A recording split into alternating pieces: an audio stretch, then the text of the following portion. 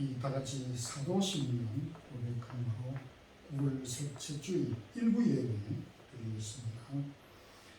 전능하사 천지를 만드신 하나님 아버지를 내가 미사오며 그 외아들 우리 주 예수 그리스도를 미사오니 이는 성령으로 잉태하사 동정녀 마리아에게 나시고 본디오 빌라도에게 고난을 받으사 십자가에 못 박혀 죽으시고 장사한 지 사흘 만에 죽은 자 가운데서 다시 살아나시며 하늘에 오르사 전능하신 하나님 피난자 계시다가 저리로서 산자와 죽은 자를 심판하러 오시리라.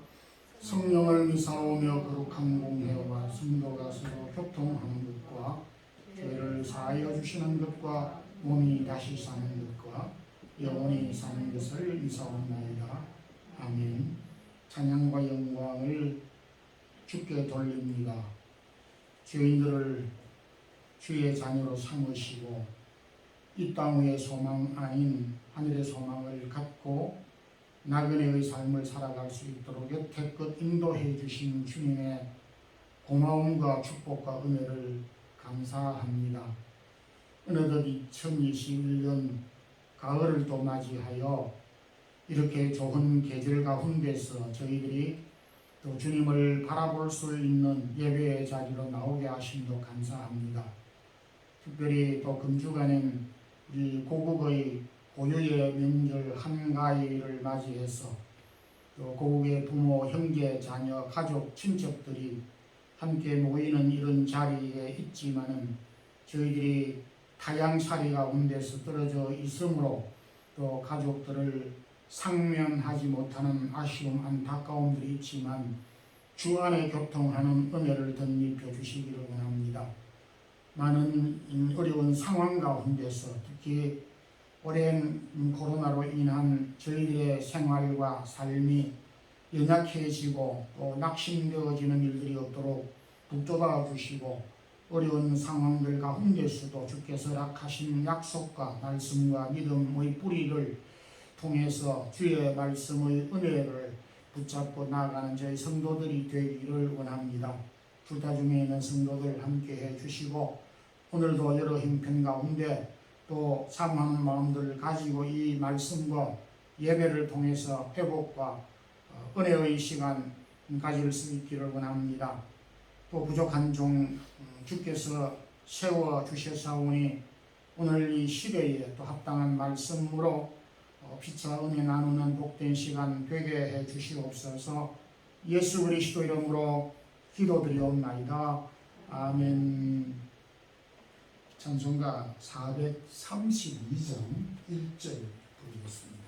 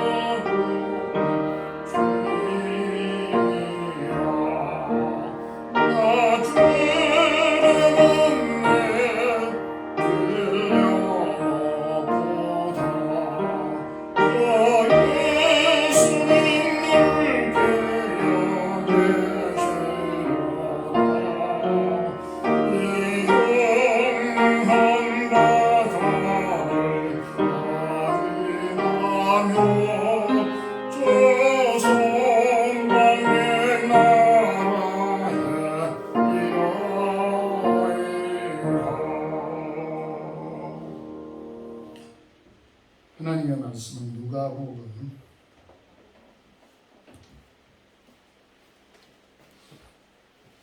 8장 22절에서 22절에서 25절까지입니다.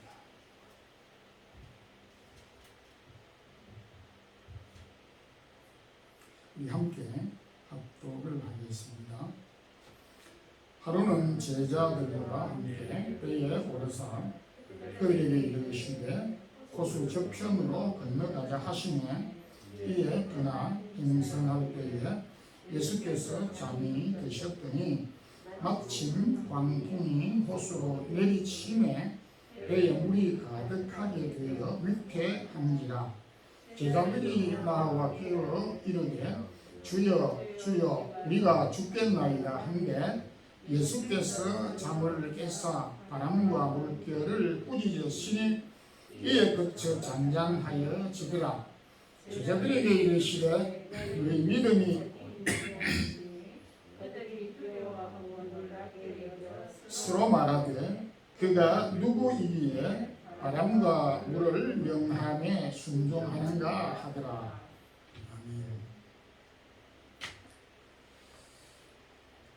본문에 있는 말씀은 제자들이 갈릴리 바다를 건너가는 가운데 큰 풍랑을 만나 배가 거의 파손될 위기에 처하였을 때에 배에 타고 계셨지만 주무시고 계신 주님을 깨우면서 주여 주여 우리가 죽겠나이다 이렇게 부르짖었습니다.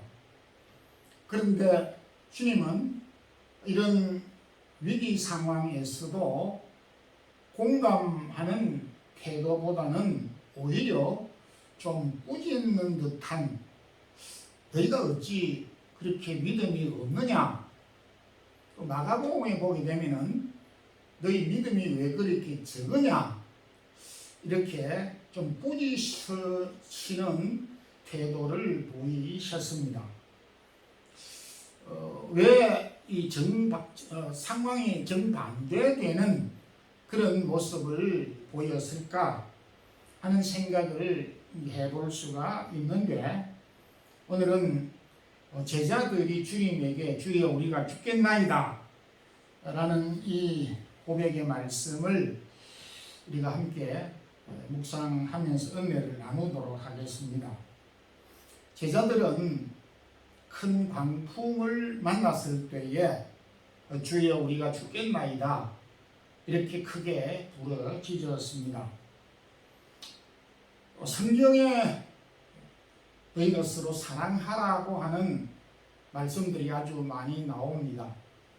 그런데 서로 사랑하라고 하는 말씀보다 더 많이 기록된 말씀이 있는데 두려워 말라라고 하는 말씀입니다.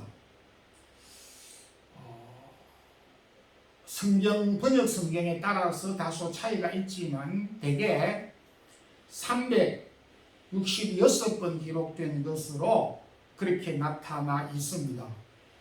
366번 기록된 것에 대한 어떤 목사님이 해석을 하기를 왜 1년은 365일인데 한 번을 더한 366번인가 라고 하는 해석에 대해서 우리 주님은 윤달까지 계산을 해서 365 5번이 아닌 6번으로 기록한 것이다 라고 하시면서 우리 모든 사람들은 그야말로 매일 두려움을 갖고 살아가고 있다라고 해석을 하였습니다. 좀 자의적인 해석이긴 하지만 공감되는 우리의 상황에 좀 맞는 해석을 했다고 여겨집니다. 주님과 제자들이 갈릴리 호수를 지나갈 때에 큰 풍랑을 만났습니다. 그 풍랑을 만난 상황을 23절에서 아주 구체적으로 밝혀 말을 하고 있습니다. 광풍이 바다에 내리침으로 인해서 바닷물이 배 안으로 들어와서 배 안에 물이 가득하여서 배가 침몰될 위기에 있었다. 이렇게 23절에서 설명하고 있습니다. 이런 상황에 저인들 또 누구인들 우리가 죽게 됐다. 우리가 살 희망이 없다. 이렇게 외칠 수밖에 없는 상황입니다. 이 정도 상황이면 태연하게 방관할 수 있는 그런 상황은 아닌 것으로 보여집니다. 성경에는 기록된 것을 중심으로 하면 큰 풍랑이 3번 일어났는데 그 일어난 그 이유와 그리고 그 일어난 상황에 대해서 잘 설명을 하고 있습니다. 먼저 구약에 요나가 탄 배가 풍랑을 만나서 그 배가 위험한 지경에 있을 때에 다행스럽게 그 풍랑을 피한 사실을 요나서에 기록하고 있습니다. 요나가 탄 배에 일어난 그 풍랑은 하나님의 말씀을 니느웨에 가서 전하라고 하는 이 사명을 외면하고 소위 우리가 표현한 대로 도망을 가는 이 요나를 도망가지 못하고 다시 돌이키도록 하기 위해서 하나님이 풍랑을 일으키사 그 주체자가 도망가는 요나가 다시 돌아오도록 하기 위해서, 그래서 니느웨에 복음 전파의 사명을 감당하도록 하기 위해서 풍랑을 하나님이 일으키셨다. 이렇게 말씀하고 있습니다.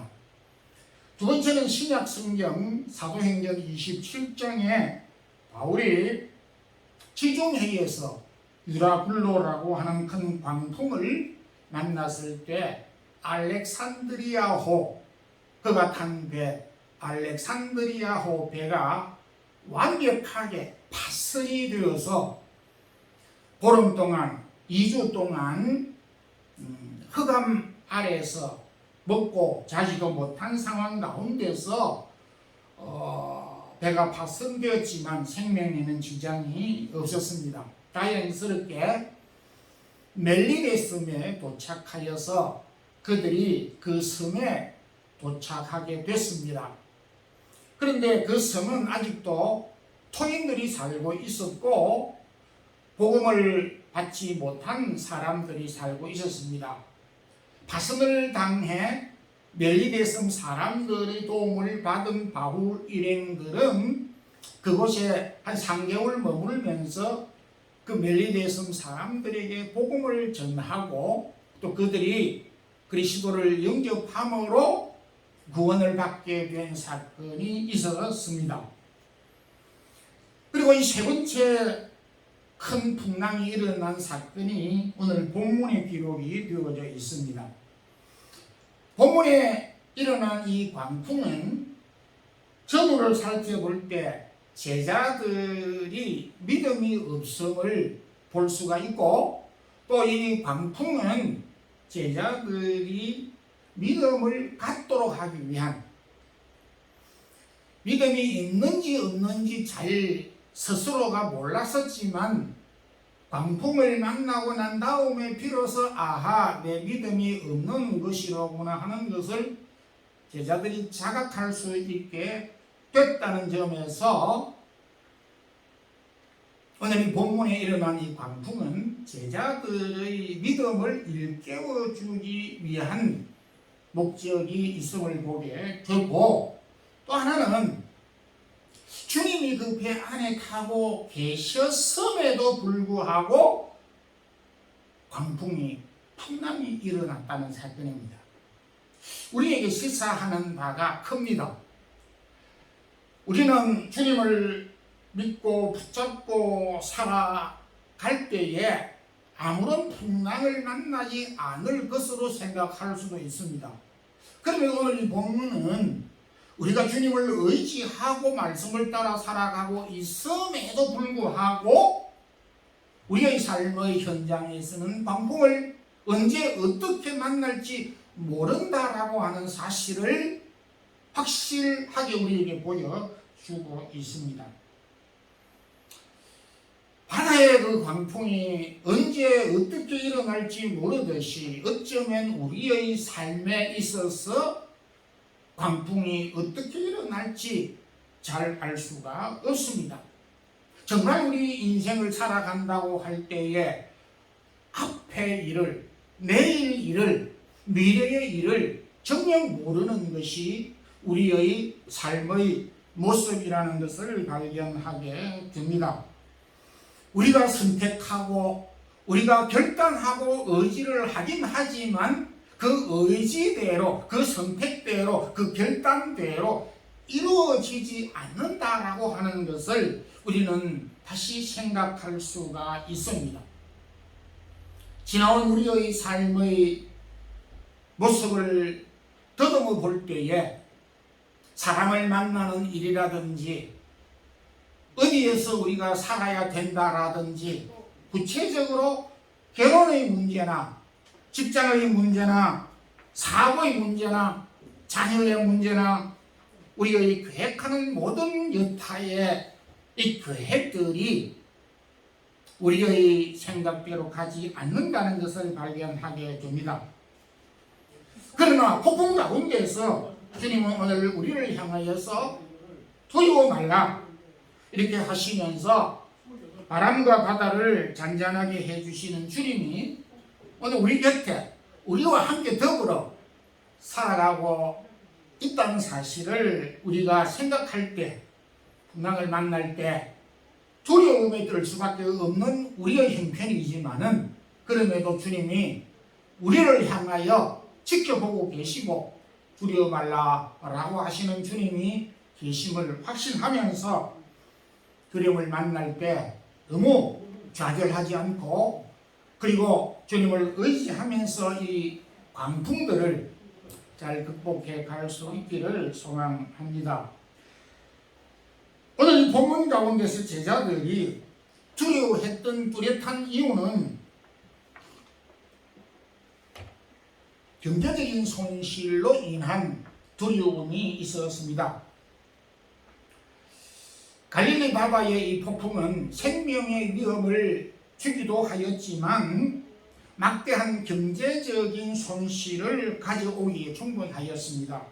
무슨 말이냐 하면 마가복음 4장에서 보게 되면 이 갈릴리 바다에 있는 이 배가 예수님과 제자들이 탄 배 한 척만 있었던 것이 아니고 마가복음 4장 36절에는 다른 배들도 함께 있었다 이렇게 표현을 하고 있다는 점에서 그리고 복수로 사용하고 있다는 점에서 우리가 알다시피 바다에는 배가 딱 한 척만 있는 것이 아니듯이 갈릴리 바다 당시에서도 여러 배들이 그 주변에 함께 예수님과 동행을 하였든지 하지 않았던지를 막론하고 다수의 배들이 있었습니다.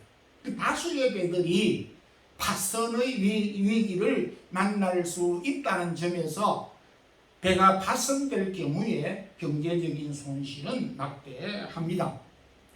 오늘날도 우리가 뉴스를 들을 때에 홍수가 나고 지진이 일어날 때에 사람이 생명의 위협을 받고 죽는 것도 크지만은 재산 손실이 어마어마하게 많다는 것을 보게 됩니다.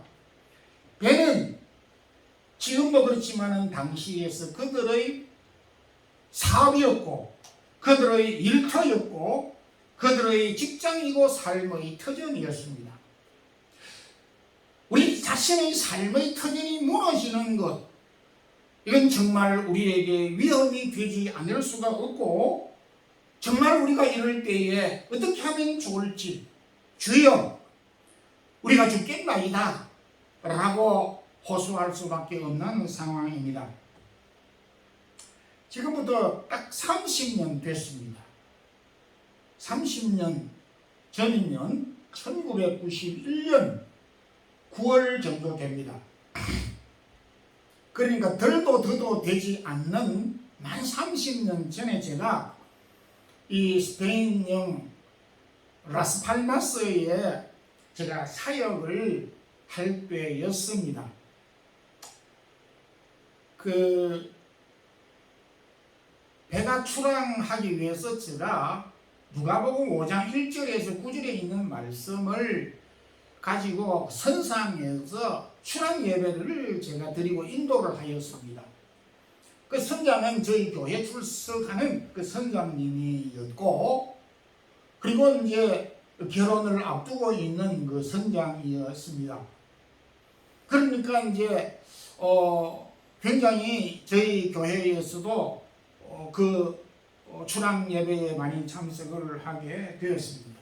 그 제목을 아직도 잊어버리지 않는 것은 바다에 나가려면 하는 제목을 가지고 배 위에서 한 150명 그 교민들도 참석한 가운데서 선상 예배를 드리고 손을 흔들면서 배가 백고동 소리를 울리면서 출항을 하였습니다.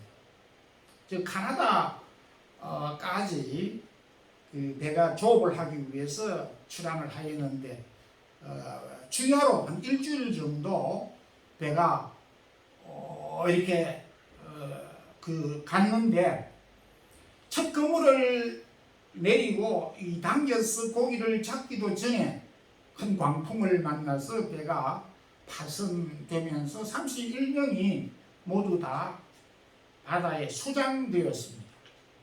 저도 새벽 한 2시경에 이 소식을 전해 듣고 참 참담하였습니다. 조난 소식을 듣고 그 한국에서 알래스카 앵커리지 공항을 거쳐서 30몇 시간 정도 비행기를 타고 유가족들이 도착을 한 60여 명 유가족들이 도착을 했습니다. 그러면서 내 아들을 살려내라고, 내 남편을 살려내라고, 내 아버지를 살려내라고 이렇게 회사 사무실 직원들은 도망을 가고 없고 그 맞이할 사람이 아무도 없는데 야수라장이 됐습니다. 또 유가족들을 누가 막을 수 있는 것도 없고 제어할 수 있는 사람도 없고 대화도 되지 않고 뭐 어떻게 할 방도가 없었습니다. 저도 뒤에서 느지막하게 수색을 하긴 했는데 뭐 저와 할 수 있는 일이 아니었습니다. 결국은 아무 시신도 없는 상태에서 나중에 이 장례 예식을 31사람 합동 장례식을 제가 치르기도 하였습니다. 그런데 제가 그 상황 가운데서 느낀 부분들이 많고 할 말도 많지만은 제가 거기에서 아직도 마음에 지워지지 않는 한 가지가 있었습니다. 거의 한 일주일 동안은 사람들이 인사불성으로 제정신을 차리지 못했습니다. 그럴 수밖에 없었을 것입니다. 뭐 남편을 살려내라, 아들을 살려내라, 아버지를 살려내라고 하는 거기에 무슨 어떤 대꾸할 말이 없었습니다. 근데 정확하게 일주일 좀 딱 지났는데 상황이 딱 바뀌었습니다. 어떻게 바뀌었느냐 하면 살려내라고 하는 말 대신에 5천만 원으로 이 합의를 볼 수 없고 1억을 주면 합의를 하겠다. 그렇게 이제 나온 것이 회사 측에서는 5천만 원으로 뭐 이렇게 저렇게 해서 어쩌고 저쩌고 해서 5천만 원을 제시했는데 그 유가족 그 협의회에서는 1억을 주면 우리가 합의하겠다. 결국은 나중에 남는 것이 돈 문제였어요. 그래서 돈으로 31사람의 목숨을 합의를 하고 말았습니다. 뭐 어쩔 수 없는 이것이 현실이기도 하지만은 뭐 이것이 잘못됐다라고 하는 것이 아니지만은 그만큼 경제적인 문제가 우리의 생명과 비슷한 상황으로 결정적인 역할을 하더라고 하는 것을 제가 눈으로 목격하였습니다. 처음 코로나가 왔을 때에 저희 그 집도 지난 금요일 날 무슨 일인지 모르지만은 어저께 뉴스를 들으니까 이 마드리드에서는 젊은 청년들이 2만 5천 명 모여가지고 밤새도록 술 마시고 디스코 때 아니고 야외였습니다. 토요일 날 아침이 되어졌는데 거기가 텔레비전 화면을 비춰주는데 쓰레기 매립장 같이 그렇게 되어 있어요. 바르셀로나는 8천 명이 모였고 무슨 말인지 잘 모르겠습니다. 그래서 그런지 이 앰뷸런스가 저희 집을 지나가는 앰뷸런스 소리만 해도 하루 동안 한 10번 이상 무슨 일인지는 잘 모르겠습니다. 그래서 코로나가 왔을 때 이러다가 나도 죽겠다 하는 이런 생각을 많이 했을 것입니다. 그런데 지금 한 2년 정도 가깝게 되면서 코로나로 인하여서 내가 목숨을 잃고 죽는 것보다는 우리의 삶이 어떻게 될 것인가, 우리가 이루은 이 사업 터전이 제대로 유지가 될 것인가, 이러다가 이 외국에서 우리가 얼마만큼 오래 살 수 있을 것인가, 한국에 가야 되는 것인가, 여기에서 또 다른 무엇을 어떻게 해야 될 것인가 하는 경제적인 문제로 상황이 바뀌어지는 것입니다. 이 제자들 같은 경우에도 처음에는 생명의 위협 때문에 죽겠나이다라고 하였지만 결국은 모든 사람들이 경제적인 문제가 직결될 때에 그때의 우리의 모습은 우리가 죽겠습니다, 이런 외침을 할 수밖에 없는 상황입니다. 믿음의 조상 아브라함이 하나님의 말씀을 쫓아갔지만 흉년을 만났습니다. 믿음으로 살았던 이삭이 우물을 7차례 팠지만 7번 모조리 다 빼앗겼습니다.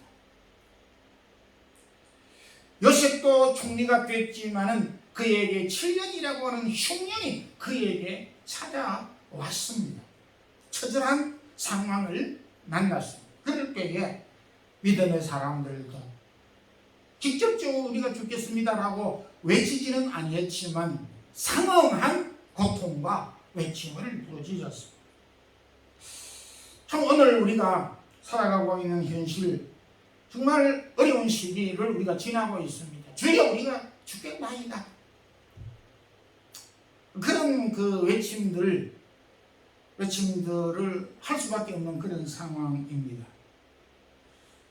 이런 어려운 상황일 때 우리가 할 수 있는 일은 부르짖는 것밖에 없습니다. 그래서 어렵지만은 주님에게 이 어려움을 우리가 호소할 수밖에 없고 또 주님과 더불어서 이 어려움들을 극복할 수 있기를 소망합니다. 마지막으로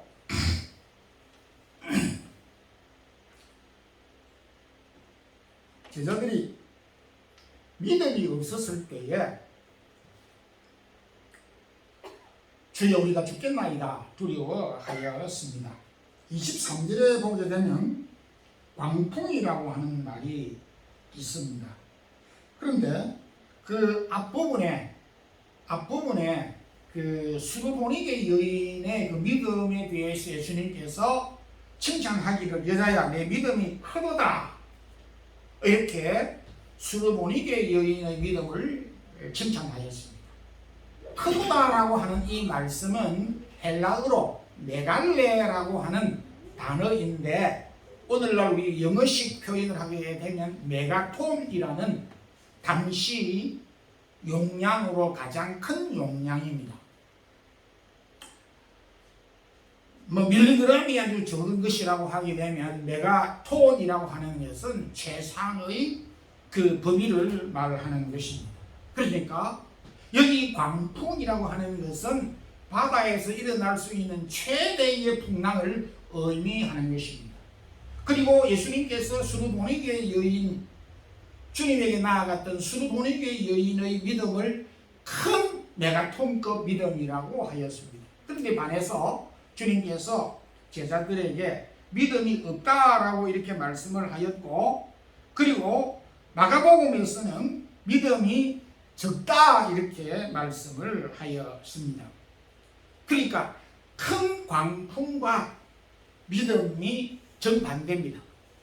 이 말씀은 제자가 기록을 할 때에 큰 광풍에 큰 믿음을 가지고 극복할 수 있지만은 큰 광풍을 만났을 때 적은 믿음으로는 안 된다.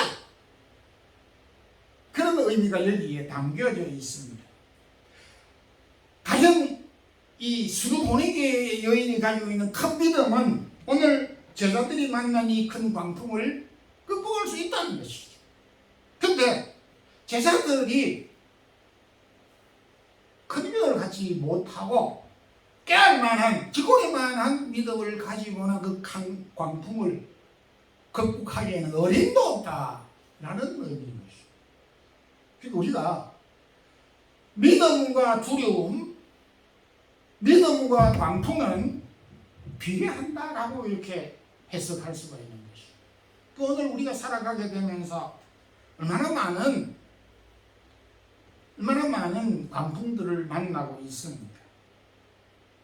사업을 계속할 수 있을 것인지, 우리의 자녀들이 반듯하게 자라갈 수 있을 것인지, 내가 이 직장에서 얼마만큼 일을 할 수 있을 것인지, 그리고 이 직장에서 나오고 난 다음에 도대체 뭘 어떻게 해야 할 것인지, 대학을 졸업을 하기는 하는데 취업을 할 수가 있을 것인가? 저도 과거 우리 아이들이 대학 들어갔을 때 되게 좋아했습니다.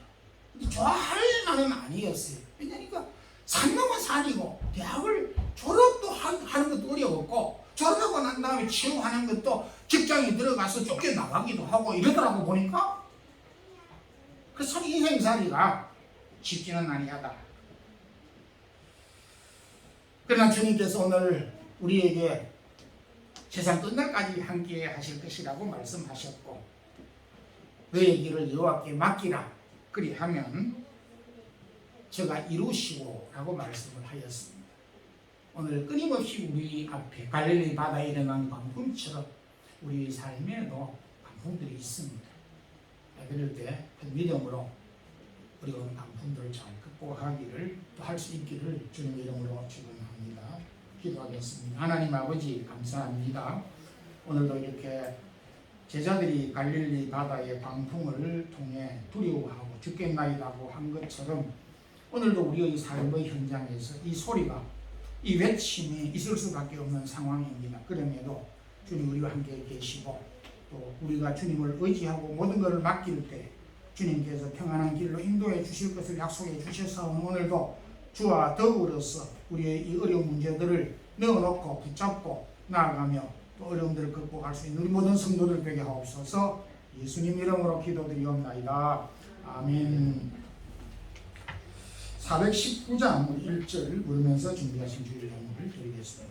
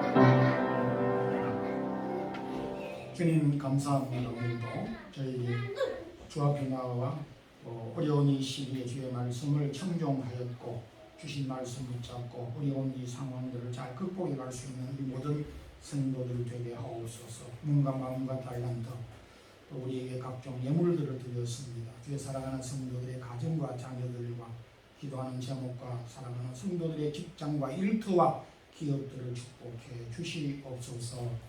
주 예수 그리스도의 크신 은혜와 하나님 우리 아버지의 무한하신 사랑과 성령의 교통하심이 우리가 광풍을 만날 때 두려워 죽겠나이다라고 외칠 수밖에 없지만은 그럼에도 우리와 함께 계시고 또 우리가 주님에게 모든 것을 맡길 때에 이 모든 풍랑들을 극복해 갈 수 있다는 확신을 주셨기에 오늘도 주님을 의지함으로 우리에게 다가온 크고 작은 방통들을 극복하며 주님을 의지하기를 소원하고 믿음으로 이 모든 일들을 극복하고자 원하는 주의 사랑하는 모든 성도들 가정들 머리 위에 이제부터 영원토록 함께 있을지어다.